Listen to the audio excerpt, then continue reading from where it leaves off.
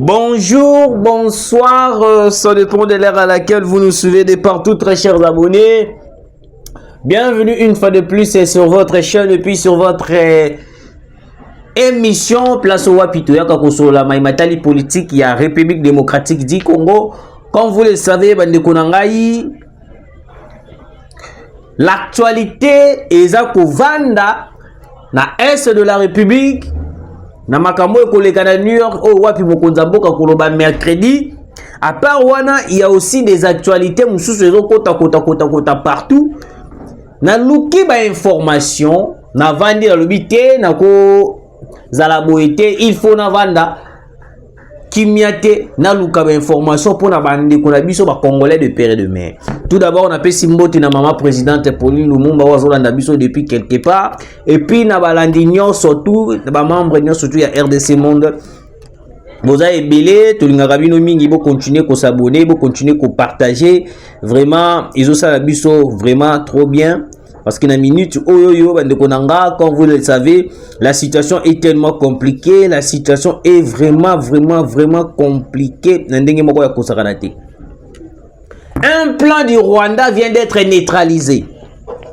Oui. Kagame est en banda qui ba stratégie naïe. Abandi ba stratégie naïe to keino na Luanda zo me mabiso ba procédure. Par rapport à la procédure, il y a Paul Kagame, souci qui dit que tu sais qu'il puisse être affaibli pour qu'on puisse aller à la négociation.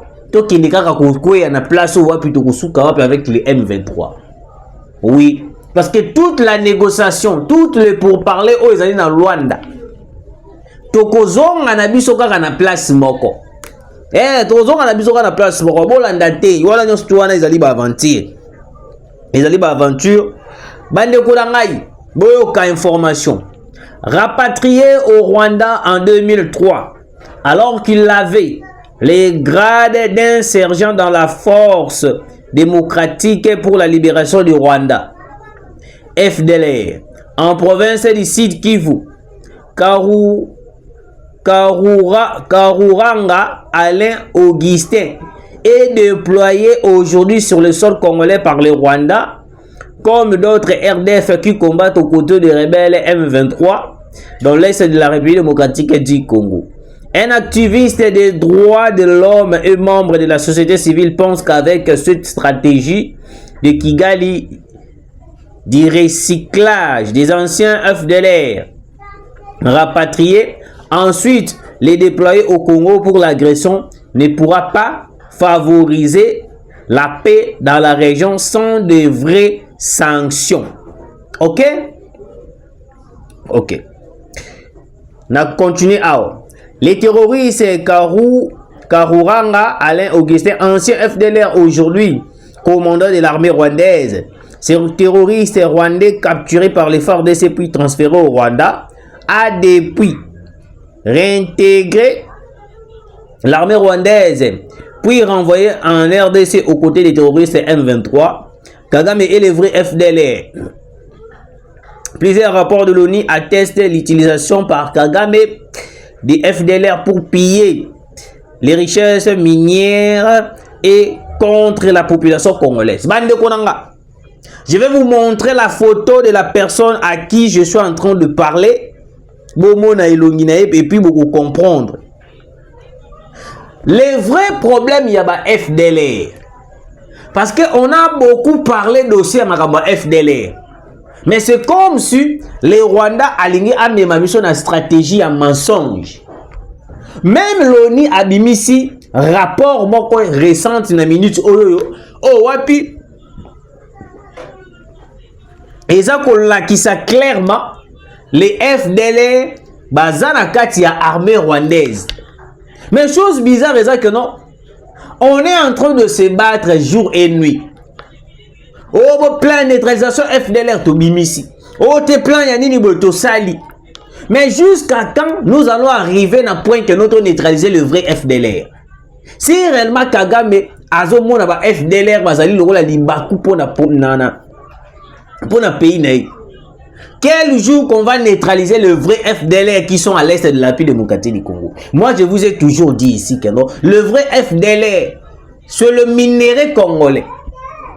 Et puis le FDLR, oh wapi, communauté internationale, le vrai FDLR. Tout ça, déjà, il y a FDLR. Tout ça, il y a FDLR, oh, ils allaient minerai congolais.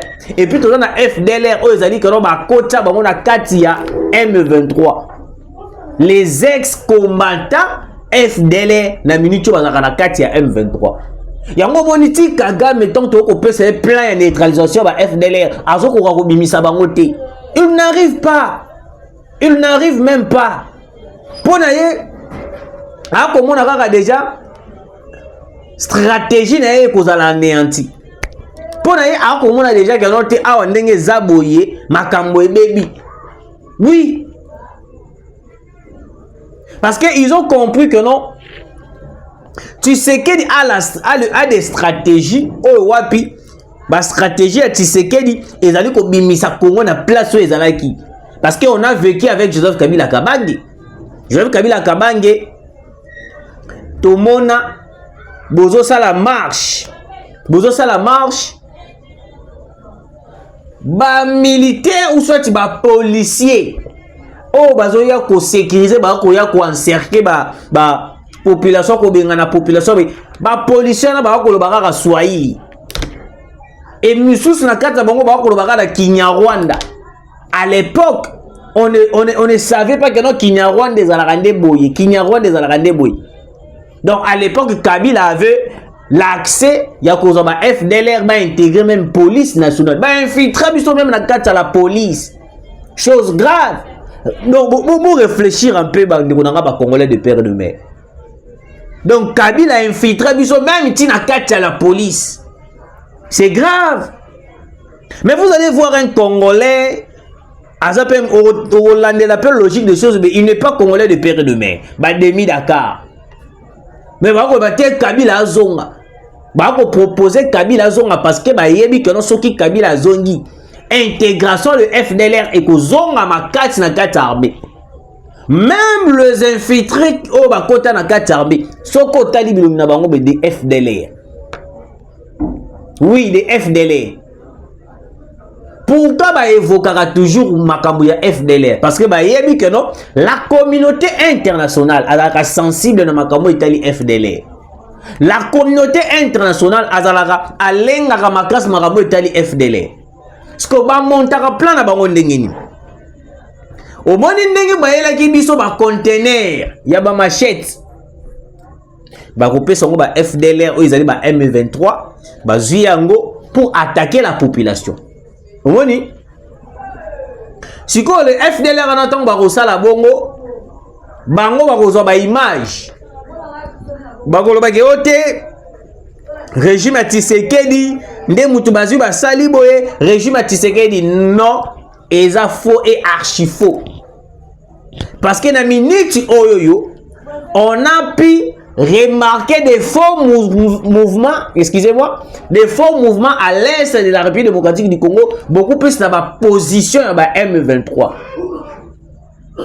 Et ils sont en train de préparer une nouvelle attaque contre la République démocratique du Congo. Et puis, chose grave, Zali, na kolobalami makamu John Numba lobby. Ngana ya kaka na ya kupanzanteke. Na kolobalami makamu John Numba à lobby. Alors, Toye Awawa, un élément M23 RDF AFC, Maïcha Roukara, qui s'est rendu aux forces réservistes, patriotes Wazalendo, à Lubwesid, en provenance de Moulimbi, Bouito, dans le territoire de Rutshuru. La patrie ou la mort nous vaincront. Bandeko nanga ndeko oyo azali un élément M23 AFC aye komiti kaye moko azobanga liwa lobi degré ya frappe oyo ba wazalendo ba ko beta bango ba ko kokate ndeko ngo yeyo. J'espère que vous avez vu la photo d'ailleurs sur le dos là que c'est normal mais yeyo wana la photo yeyo aye ko se rendre aye ko komiti kaye moko na maboko ya ba wazalendo Nazon a toujours pour rappeler bino pourquoi la communauté internationale batele melaka ba wazalendo. La communauté internationale s'imposera contre les wazalendo parce que ba yebi na ba prouesse aboyi. Faut ezalaka ba wazalendo na FARDC. Parce que Kabila nous a laissé armée moko boy infiltré na niveau 0. Yango moni jusqu'à présent même le général Christian Chiwewe. Le général Christian Chiwewe. Tozo bondela ata ko bondela parce que nyonso tout olobi peut-être mususu boyi na okoyoka. Mais tozo bondela ata ko bondela. Na armée bataka ki pasteur te. Tu es plutôt ce que lo bandengini. Na kata armée bataka ki pasteur te. Un militaire n'est pas un pasteur. Le pays est en train de partir yozo te abiso. On n'a pas besoin de la prière dans quatre armées. Ma prière est allée biso ma citoyens congolais, nous allons prier pour nos soldats, nos militaires. Mais dans quatre armées, soke sengo beta matuza. Moi je vous donne l'exemple de Mamadou Ndala. Mamadou Ndala a combattu le M23 dans le niveau moko kosakanate. J'ai des anciennes vidéos ya Mamadou Ndala. Comment est-ce que Mamadou Ndala était en train de azalaki na azana front nenga zo bunda yo boko telo lobi que non te là c'est un militaire. Mamadou Ndala quel que soit l'ennemi est devant lui, il ne va pas reculer. A cause on a simate yazo kende kaka. Ce que boko beta na nzoto bino na bino bo betani. Mais à cause il y a sincérité à Mamadou Ndala, à cause il y a souci à patrie, il y a patrie plutôt. Kabila basala complot pour neutraliser Mamadou Ndala. Yango moni na mboka na biso c'est la même chose qui se répète avec Constant Mutamba. Donc bango balingaka muto yo à travers malamu te pour na mboka. Bango balingaka muto yo azalaka na moi difficulté ya ko travailler avec sincérité. Bato lokola ba Vital Kamerhe bato bazalaka na souci ya ko travailler penate pour na mboka. Yango moni de l'autre côté, même Vital Kamerhe a commis que toucher Makamaba Wazalendo. C'est grave, hein? Un pays comme le Congo, au lieu les opposants, les politiciens vont trouver solution pour le pays, bah vendre on va réclamer bah poste bah premier ministre, bah poste quelconque, bah taper à côté na ndenge moko kosakanate. Ils sont tellement compliqué pour le Congo. Alors bande konanga, l'armée congolaise a annoncé la capture de plusieurs rebelles ADF, dont des femmes, à Mitoumé, en profondeur de Biakato, en Ituri. Plus de 20 autres terroristes ont été tués dans cette opération. Ah, moto ya ba FARDC. Nazoya, nasi sa lecture. Alerte, les Rwandais et leurs supplétifs supporters M23 vont faire de marche à New York. Boyoka complot oyo Kagame siko abongisi contre le président Félix Antoine Tshisekedi. Beau partager. Beau partager, toi alerter bande konabiso. Complot d'assassinat contre le président de la République, complot de salir l'image du président de la République dans New York et bimi siko. Na bande l'alertir. Les Rwandais et leurs supplétifs supporters M23 vont faire de marche à New York, Bakotambola à New York, et protestation qui est derrière cette organisation, Real Mandili Willy, qui est derrière cette organisation. Lui qui est canadien par nationalité, un ancien membre de CNDP qui travaille pour l'armée rwandaise à l'étranger. Bande konanga. Et ça de comment naye Willy Mandi. Willy Mandi. Voilà, Willy Mandi, aza canadien. Bavandi basali complot contre le président de la République Balobi Boye. Na New York, les jours le président de la République Félix Antoine Tshisekedi ako les kapoalo parce que mokonzambo kakoloba mercredi na New York kuna. Basali complot le ndeko wana komo na ye Willy Mandi. na kozwa photo na ye na bosani kozwa photo na ye bolimbisanga bandeko na nga ou soit après cette émission bokomelinga na WhatsApp na kotindela bino photo na ye. Willy Mandi, un Rwandais, un ancien CNDP. Bandeko na nga basali plan nini balobi boye bayokani na ba Rwandais mususu oyo ba travaillera pour Kagame. Balobi ndenge za boye na le jour Tshisekedi ya koloba biso toko marché. Tokoloba kano Tshisekedi est en train de massacrer le Rwandais à l'est de la République. Tshisekedi est en train de faire ceci. Plus grave encore, balobi,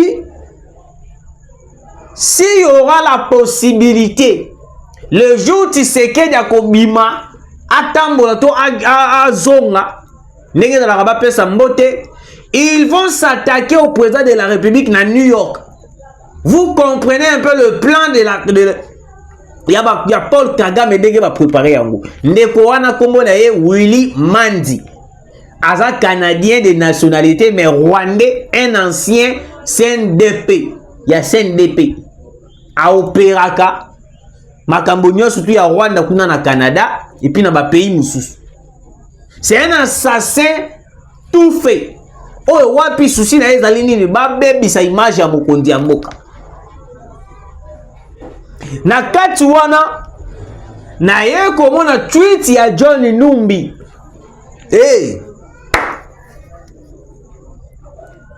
Yango moni, on doit beaucoup prier pour le président de la République.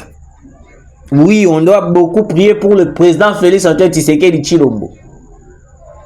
Parce que Mokonza Mboka, il est tellement menacé na sens que non tukoki kotika Mokonza Mboka te.